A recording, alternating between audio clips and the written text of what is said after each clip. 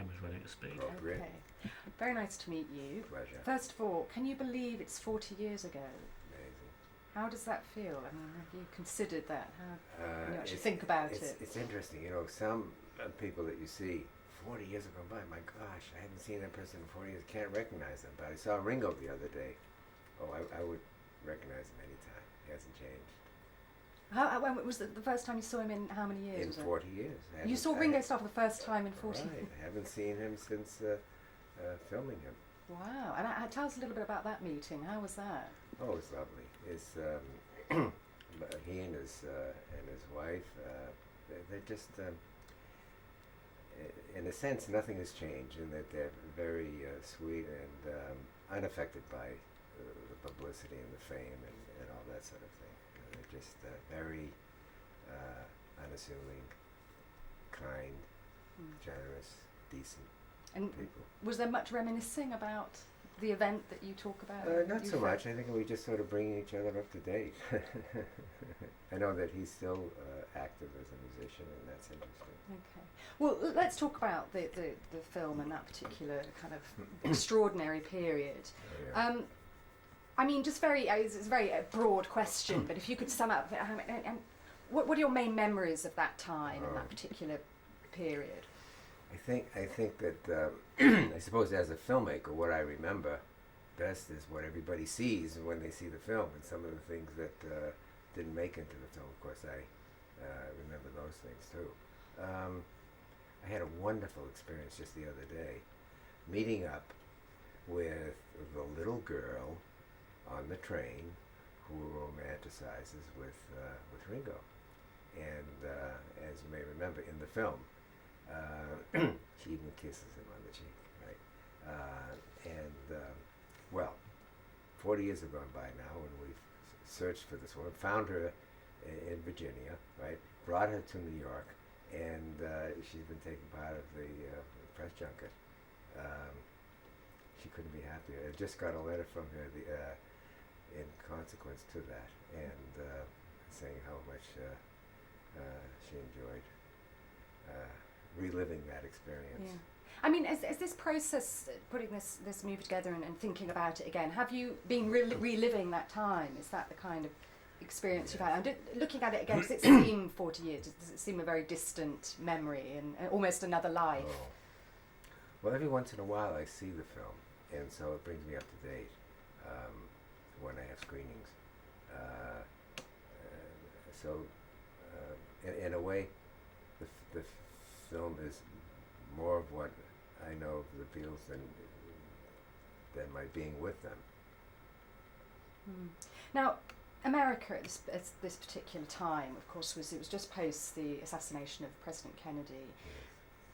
The response, I mean, this film is all about the response that the Beatles get in America and how extraordinary that is. Yeah. How significant do you think the time that took place? Why was America so responsive to the Beatles? What was going on then? Well, if you could just set it in a context. I suppose that part of the strong reaction to the Beatles was that they were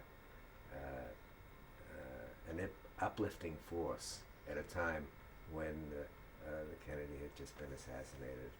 We needed an uplift, and we needed the innocence and the modesty, the purity, if you will, of these guys. And their message was not only the music, but the lyrics were so beautiful as well. And oftentimes with music groups, the lyrics aren't that good, and you can't understand them anyway because it's crowded out by the music. So we had the best of everything. How did you get involved? What was talk us through the process? Yes. The band were coming over.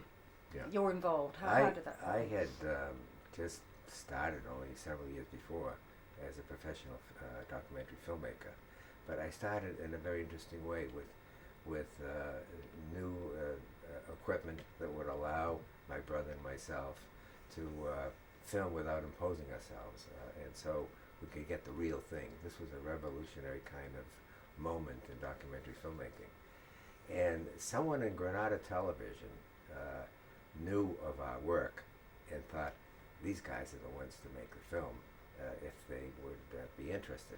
So I got a call one day from Granada, not knowing them at all, and they said, look, the Beatles are arriving in 2 hours at Idlewild Airport in New York. Would you like to make a film of them? And I put my hand over the phone, I turned to the guy, they said, who are the Beatles? Are they any good? Fortunately, he knew who they were.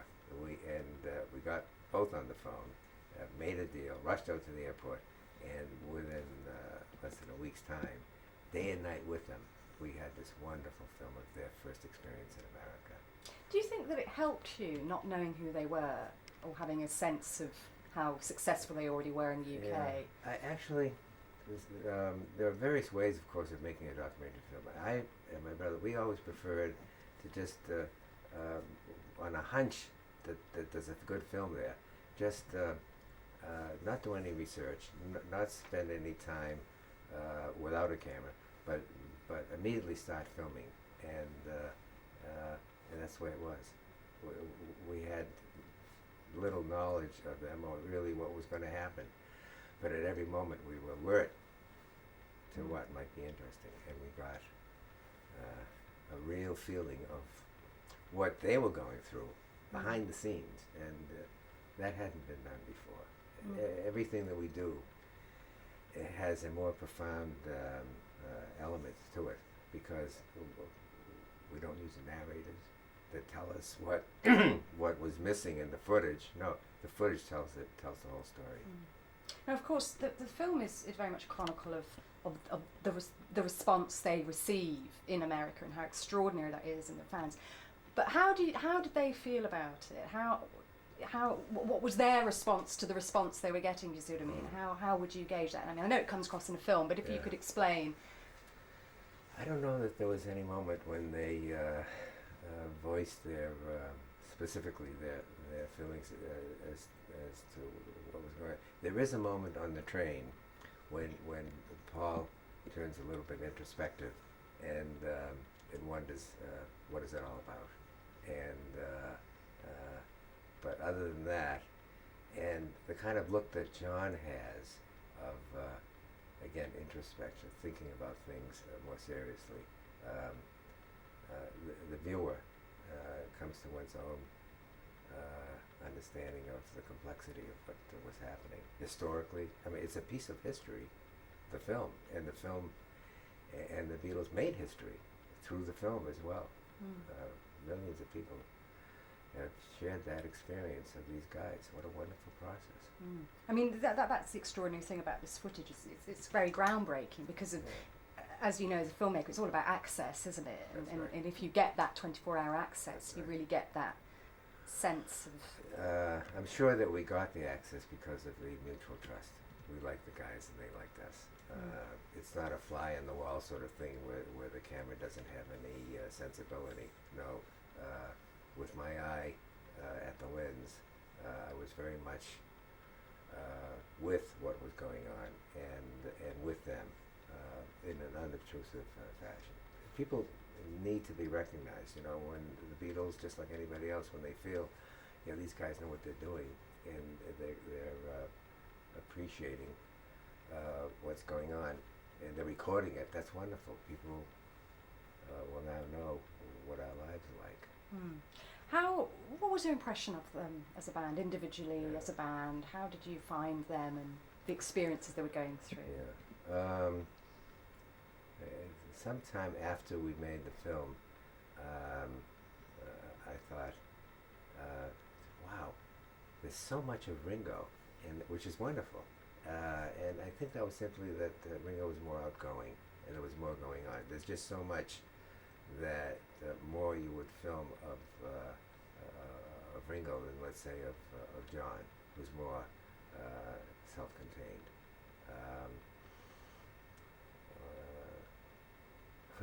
It's interesting.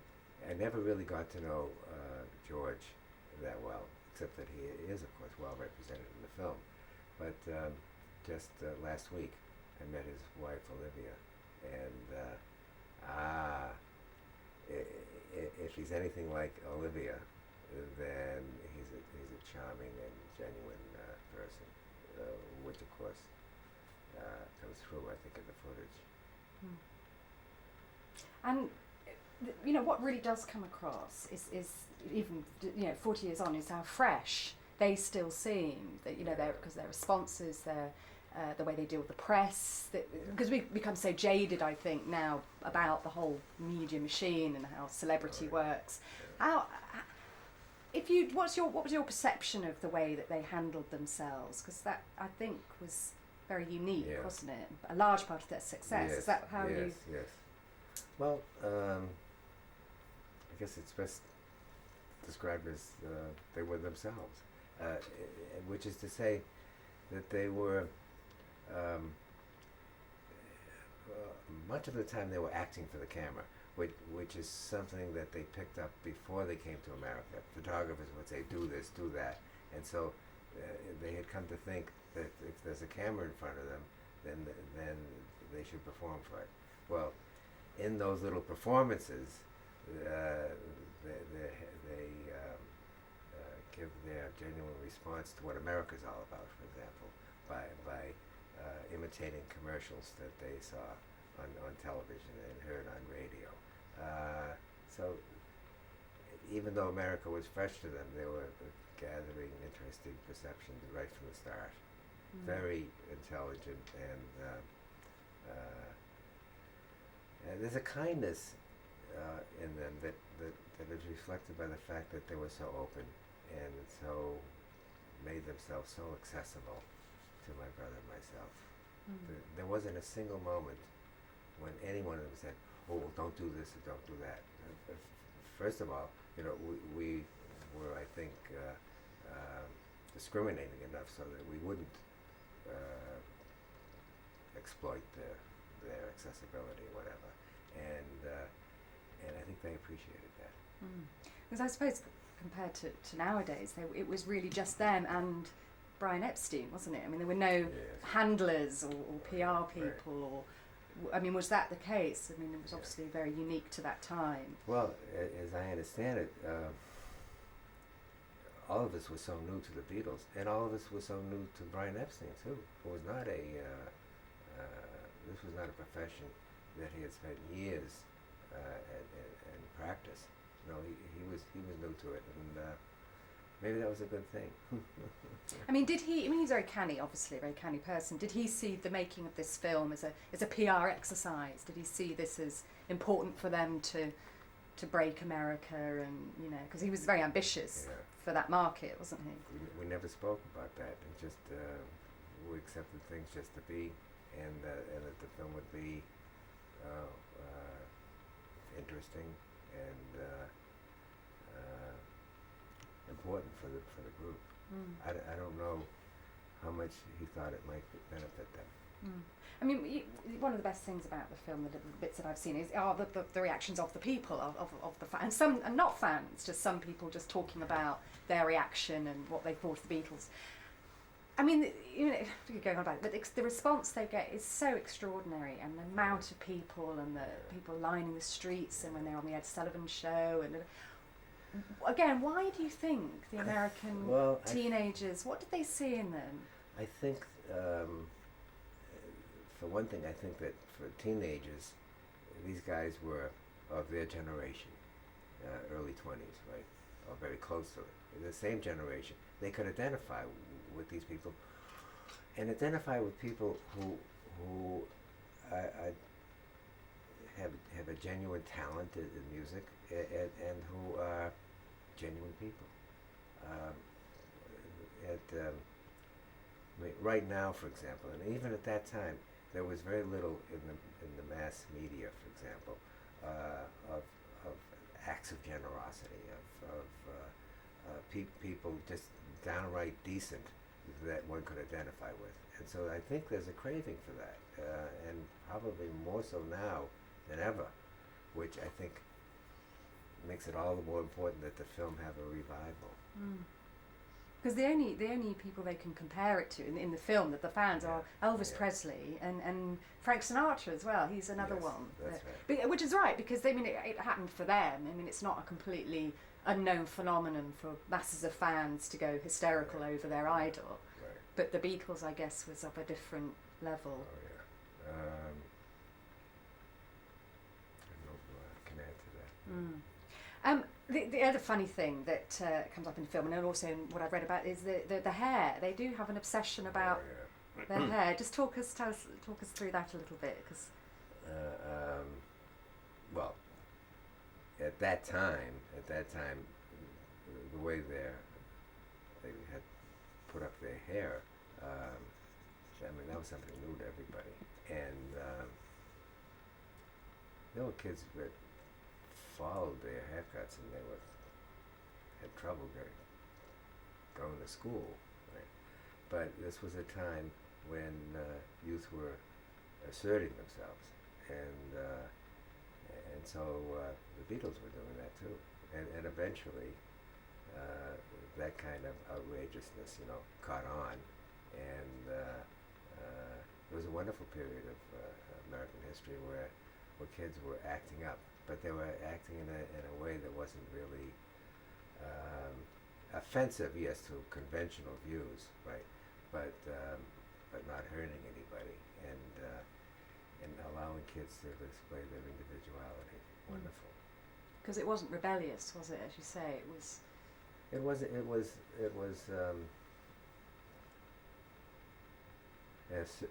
assertion of their right to just to be themselves. And did they honestly think they were wearing wigs? Oh. Or was that a joke? That I don't know.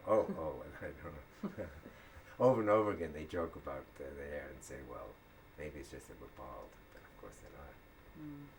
And I mean, how, just from your perception, having been so intimate with them for that period, and the remarkable thing about them that everybody keeps going on about is they are so down to earth, and they always remain that, and they still remain it now, the remaining Beatles. How do you think they retained that? Do you think they were just unique personalities, or how do you think because they didn't ever get caught up in celebrity, or Right. what from your kind of experience with them? I know it's a relatively short period. Yeah. How do you think they managed that? What was it about them that?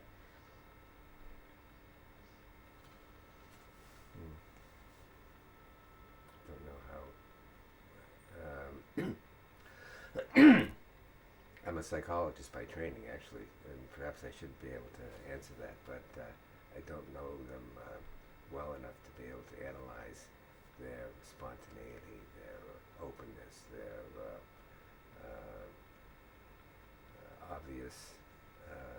obviously they weren't taken in by their fame, and that's wonderful.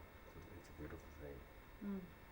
I think you're right, and I think the root of it all was just their complete love of the music and creating what they did. It was not the kind of the other side of it, was it? I should tell you too that although I hadn't seen Ringo all these years, I haven't seen George, although I just last week met his wife.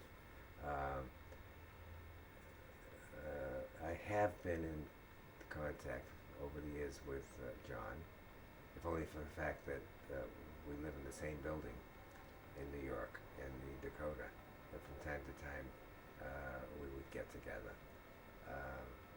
Paul, I heard that he was in New York several years ago, and we got together in the dressing room of a hotel when he was preparing to go on the Oprah television show, and he was with his two kids then, and for maybe half an hour's time, he went on and on telling them about other films that I'd made. So he'd kept in touch in a way, and then more recently we began to make a film together. Oh, have you? Yeah. Is that ongoing now at the moment? Yes. Or, Well, it's a film that we began when he came to New York to perform at at Madison Square Garden. He came to perform at Madison Square Garden with other rock stars in an attempt to elevate morale consequent to 9/11, and so I spent some time with him at that time filming. So it goes on. The film and its consequences are never ending. Great. And this film that you're doing with Paul McCartney at the moment is you're still working on it now, am I right? Yeah. Okay. And when will that come out? Don't know about that. Yeah. And just to go back to the film, the clips, a lot of the clips that were made available to us are of them performing, particularly on the Ed Sullivan Show, and the extraordinary scenes and audience figures that they generated from that appearance is just mind-blowing. But I know I read afterwards that they found their appearances there quite overwhelming because they just couldn't hear them play. They couldn't hear themselves play, could they? They could only hear the audience. Right. How did they find that? Did they find that a little bit dispiriting that people were just literally screaming? And Oh, I don't really know. No. I never asked them. My whole approach, the approach of my brother and myself, was to observe, to listen, to watch, and not to ask questions. I think that when you begin to interview people for a film, the questions you ask are always of such a nature that they control the answer. And I would like to have people to just continue to be totally themselves without my prejudices or limited frame of reference that would control their behavior. So what you get when you see the film is just them. And again, this idea of behind the scenes. We weren't able ourselves to film the Ed Sullivan Show because it would have been dealing with the unions, this, that, and the other. And it would have taken weeks to have gotten the kind of permission that we would have needed. But, and so that material is the only stuff that we didn't actually shoot. But there was a moment when they were performing at the Ed Sullivan Show where we just walked down the street, walked into a building, knocked on the door when we heard the Beatles music, and the family was sweet enough to allow us to film them watching it on television. So again, behind the scenes. Yeah, and they were kind of overwhelmed, I imagine. And yeah. It's the kind of thing that we need much more of. All kinds of human experiences in their actuality that allow us to connect with other people whom we never otherwise would know. That, in a way, I suppose, is the mission of a good documentary filmmaker. And I'm to this day very much excited by the possibility of people connecting with other people in other countries. The Beatles, we wouldn't know them anywhere nearly as well if the film hadn't been made. No, it's true, because the images from that film, and they're kind of iconic now, aren't they? They kind of sum up the band, and when they walk down the plane, and the screaming fans, and in the press conferences. I mean, it's, as you say, it's what we understand them to be about. Yeah. Well, that's great. Thank you very much. Yeah? Okay, I good. enjoyed it. Thank you very much. Good. Okay. Now, are you